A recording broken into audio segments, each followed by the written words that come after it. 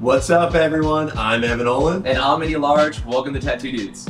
Today on the show, we're going to be talking tattoo tips. We're going to be picking the brain of a super exciting new young artist, Andrey Vasilyev. He's got a very unique style that he's carved out for himself. We've got questions about that style and how to cultivate your own style. We're going to get into it right now.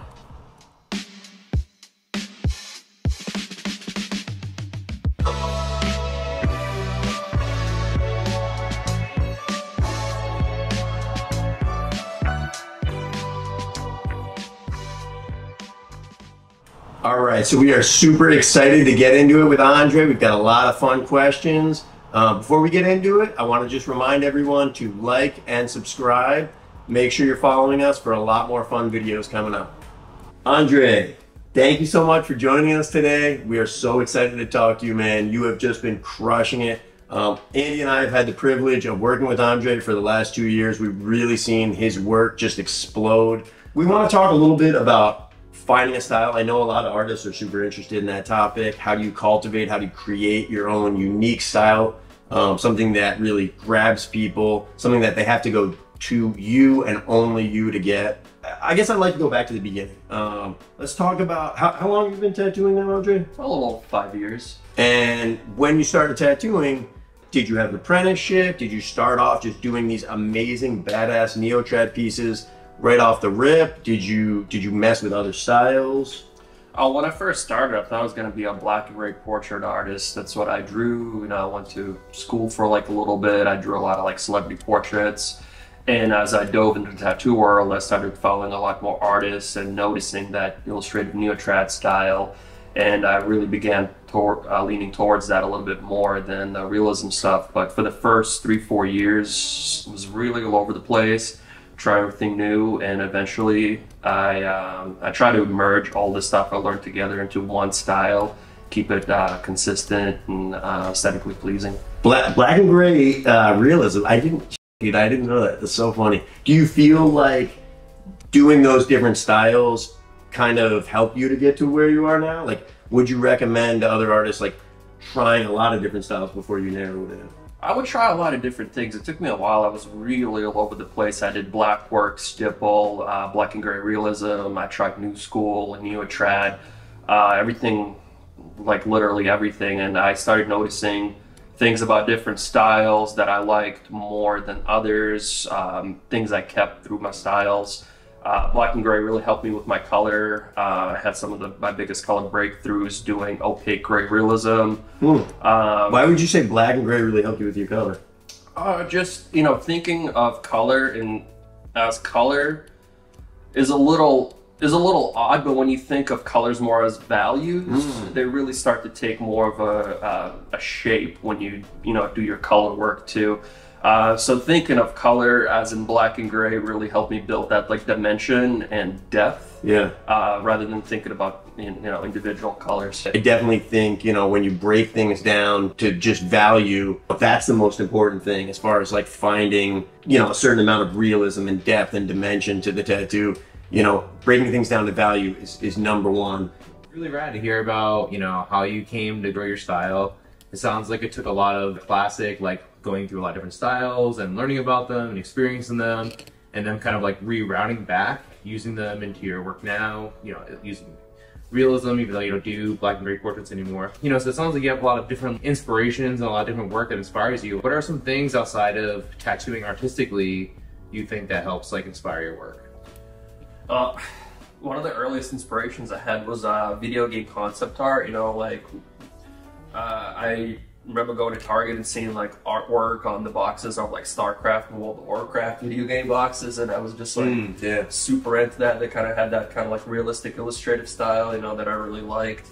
I see a lot of like paintings online, Pinterest, little things that just kind of like give me kind of like sort of like an aesthetic vibe inspiration rather than more technical. Yeah. Kind of like overall look. Like instead of really copying it or using like, the art itself, just trying to kind of like narrow down what it is about that image that makes it look that certain way, like the color like palette, what the about appealing to you? Yeah, like you know, the gesture, the color palette. Like there's this kind of like vibe you get from you know, a painting, and you try to like kind of capture that and just turn it into something of your own. Yeah.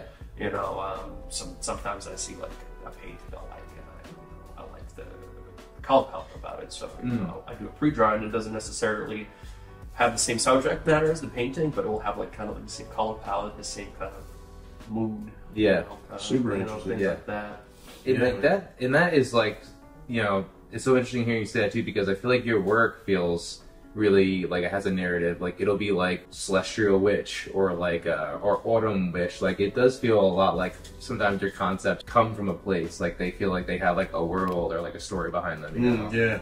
It's not just limited to like looking at, you know, what some other artist is doing. It really feels like, or some other tattoo artist, I should say, is doing. It feels like it's thought out. Like there's, again, you said, like there's a whole world, a whole background to it. And do you think that, you know, that's contributed to your style? Has that been something, cultivating the style, has that been something you've thought about a lot consciously, or has it been something that's just kind of happened like easily and organic? It kind of happened randomly and organically at first, and then as I started to see my style being a little bit more specific, I started to look at things, you know, what makes that style look good, like what is it that makes it look like what it is. Kind of try to jot down those points, and next time I design a tattoo, I try to consciously think about the design and try to recreate it. And you're saying, when you're saying like what makes it look like that, are you saying like in your own work or in other people's work you've noticed, or a combination? At first, you know, I looked at everyone's work. You know, I'm on the internet a lot. I look at a lot of stuff. You know, but as I started getting my own style, I really look back at my older work, even work I'd done like last week, and try to see what I can do a little bit better, what I can do to narrow it down a little bit more. Try to be a little bit more consistent. Like Neotrat has a lot of, you know, do a lot of leaves. Try, you know, sometimes, you know, you can go and you can do different leaf shapes, but how all those shapes look, trying to kind of keep a consistent look about it, and trying to write it down. It's going to make your whole body look a little bit more consistent. That's interesting. So you're taking inspiration, like the example you just used of leaves, like you're taking inspiration from other artists a little bit, but like it's important to you that you're looking back at how you rendered leaves in previous pieces, because if it's all over the place, if you're taking like too much inspiration from different artists and it's all over the place, your style maybe won't be as consistent. Oh yeah, little things like that, little shapes like that, like, you know, some Neotrad artists do a little bit more of angular shapes, some do a little bit more of, you know, S curves and flowing shapes too. So you really gotta, it's one of those things that you think about subconsciously, because you know, when you draw, it's kind of like your muscle memory and stuff like that. And sometimes, you know, you want to do something a little different, but really staying within that realm of consistency is going to make the whole body that makes a lot of sense. A little bit more. Yeah, like you get inspired by seeing stuff, and you, like you said, like you might just want to try things subconsciously, but like keeping that kind of in mind so that you don't vary off too much, you know, it makes so much sense. It really, you know, you kind of pick, like what you said, like some people might make their leaves more angular, some people might like make them a little more S-curve. You're making a conscious decision.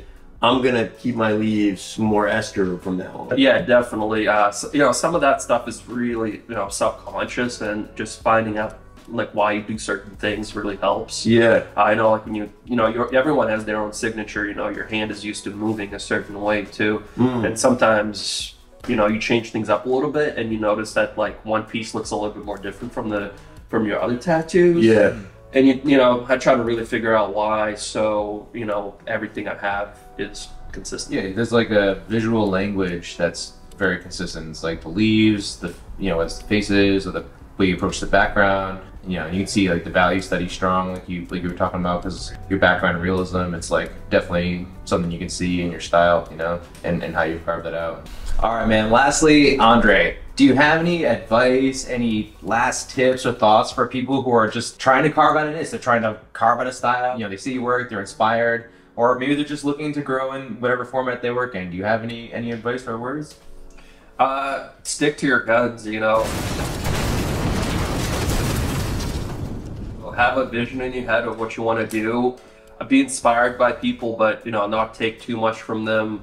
The stick to guns point is really important, because a lot of the times, my style is a little bit mixed. I see tattoos that are super realistic, and I think, should I be doing more realistic stuff? I see tattoos that are very trad, and I start thinking to myself, should I be doing stuff a little bit more trad? There's like that fine line of being inspired by stuff and not letting it influence your work in a way where you start straying away from your own unique little brand. That really that like mental point really helps out too, because you can see someone else being really good at something and think that, should I be doing this? And kind of sticking to your own path is really the most important part. Being influenced by stuff, but not let it influence you in a way that it strays you away from your vision. That's really interesting, man, because I feel like we can all relate as artists who are like super passionate and excited about tattooing. You see somebody kill it at this or that, and like you get inspired and you get excited, and you're like, oh, I want to try that now. Yeah. And I think just it's super interesting to hear that, like, that is something that you think about, that you struggle with, but that you have like a very clear cut kind of code when it comes to that, like being true to yourself, it sounds like. Yeah, being inspired, but still remembering, like, this is my identity as an artist. Oh yeah, definitely. Sometimes I think, like, what if I made this like very realistic? But then I start to think about, like, that wouldn't be me, kind of cut it back. But it's really easy to, like, let other things influence you. Like, people call it neo-trap cartoony. You kind of like gets in your head a little bit. You're like, or should I be doing a little bit juicier stuff? But sometimes that little niche is what's really important, and you got to really kind of like protect it from yourself. So cool, man. Thank you so much for sharing. I definitely wouldn't worry about being too cartoony, man. I think you're crushing it right now. So yeah, dude, super generous answers. Really appreciate it. Please let us know what you thought. If you have any more questions for Andrey, if it was helpful what he had to say, let us know in the comments below. Again, please make sure to like and subscribe. Follow us for more Tattoo Dudes videos. I'm Olin. I'm Andy Large. I'm Andrey Vasilyev. Peace. Thanks.